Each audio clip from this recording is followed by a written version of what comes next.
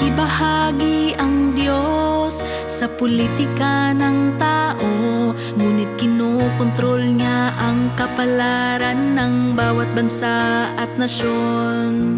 Kinokontrol niya ang mundong ito at ang buong sansinukob, ang kapalaran ng sangkatauhan at ang plano ng Diyos ay malapit na magkaugnay. At walang tao, bansa o nasyon ang makakatakas sa kataas-taasang kapangyarihan ng Diyos.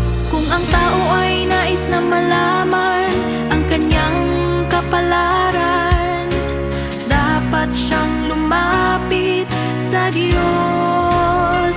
Pasasaganain ng Diyos ang mga sumusunod at sumasamba sa Kanya, at siya ay magdudulot ng pagdausdos at pagkalipol sa mga lumalaban at tumatanggi sa Kanya.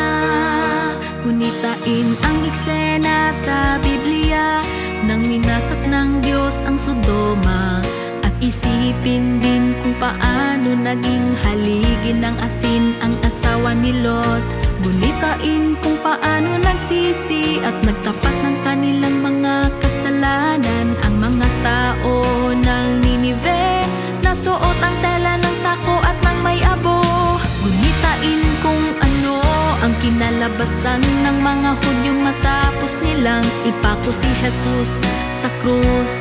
2,000 taon na ang nakakaraan, sila'y pinatalsik sa Israel at tumakas papunta sa iba't ibang bansa. Marami ang pinatay at ang buong nasyon ng Hudyo ay binalot ng walang kapantay na pasakit ng pagkalipol ng bansa nila. Ipinako nila ang Diyos sa krus, gumawa ng isang karumal-dumal na kasalanan at ginalit ang disposisyon ng Diyos. Sila ay pinagbayad sa kanilang ginawa, ipinatiis sa kanila ang lahat ng kinahinatnan ng kanilang mga pagkilos.